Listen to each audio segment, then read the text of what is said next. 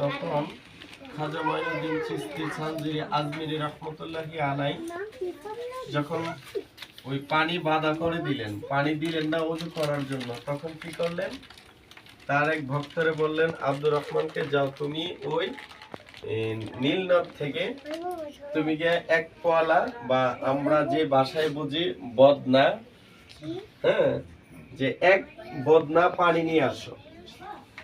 ঠিক উনি যখন ওখানে গিয়া ওনার সৈন্যরা যখন বাধা দিল, যে বললে যে পানি দেওয়া যাবে না, বলছে যে বেশি পানি রাখবে না, তুমি শুধু খালি এক পেয়ালা পানি দাও। আচ্ছা ঠিক আছে, তাদের সৈন্যরা বলতেছে এক পেয়ালা পানি দিয়ে কি করবে?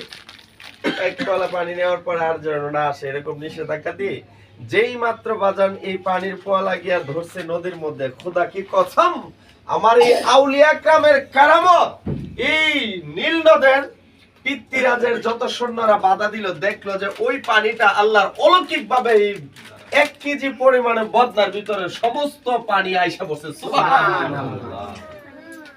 এমনকি শুধু তাই নয়, যে সমস্ত মায়েদের স্তনের বুকের দুধ শুকিয়ে গেলে গাছের মধ্যে যে তরল জাতীয় ডাব ছিলেন, ওই ডাবের পানিও শুকিয়ে গেছে। সুবহানাল্লাহ।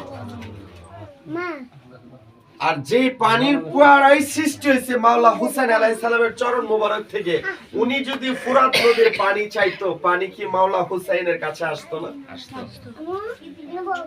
এটা তো খাজা মঈনুদ্দিন চিশতি সানজিরি আজমিরি রহমাতুল্লাহ আলাইহি বলেন কি, আমার আহলে বাইতের গোলামের গোলামের গোলামের গোলামের গোলাম